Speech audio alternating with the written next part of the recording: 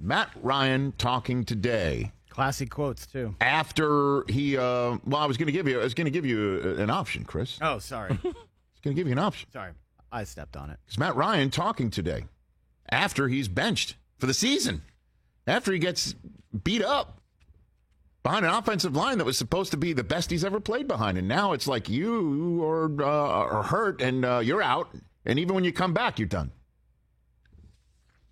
So here's two options. Okay, you're right.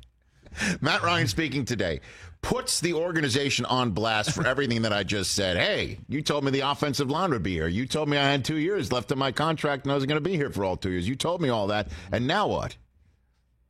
Totally put him on blast, or did the exact opposite and said all the right things. I Chris? actually wish that he would put them on blast because they totally deserve to be put on blast.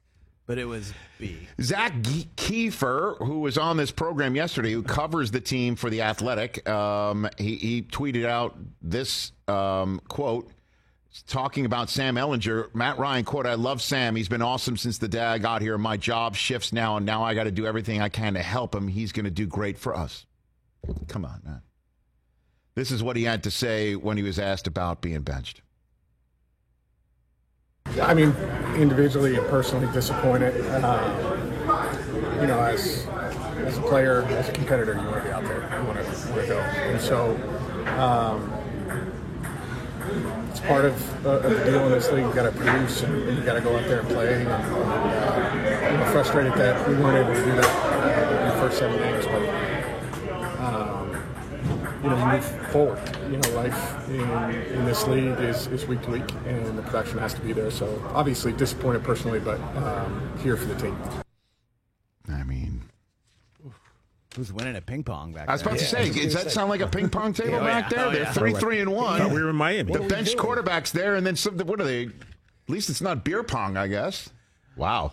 So look, man. Here's the other thing, and the reality of it, and he clearly is trying to say all the right things. You could see that he's hurt. Definitely. But here's the thing, too.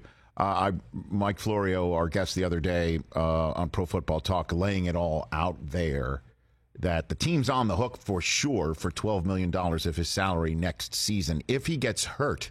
And by the way, behind this line, he appears to be unable to protect himself and unable to be protected.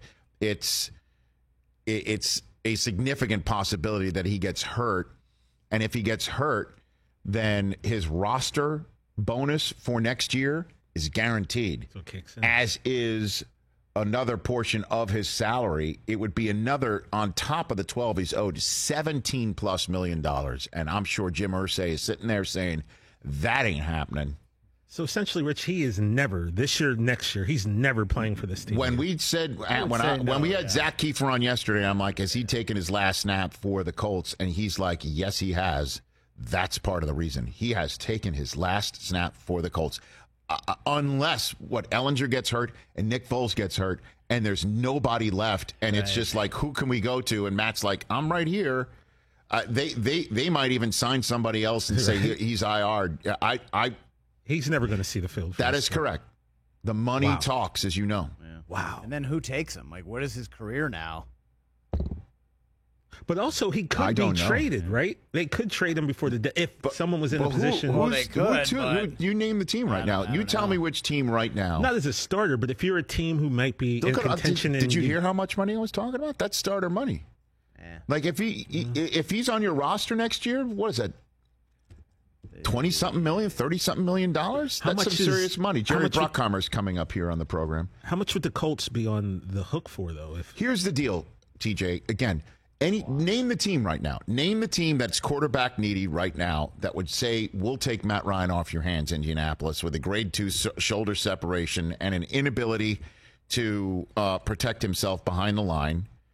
Your line, Indianapolis. And who's willing to do that right now in the middle of the season because their season needs to be saved? Name me that team right now. As of right now, barring any significant catastrophic injury in a spot of a team that has playoff hopes or is already on their way to a playoff spot this weekend, name me that team. The team doesn't exist. Doesn't exist. Yeah. Team does not exist. Honestly. I'd take him on the Patriots. Would you really? Seriously? Would you really? Well, you would get Chris a guy. Chris. Maybe not you bring him in as a starter, but as a teacher, right? Chris, to kind of help the young guys. Are you kidding me? Really? Seriously? He's better than Mac Jones and Bailey Zappi. I would disagree with you Oh, come on. on the spot. I would you need to brother.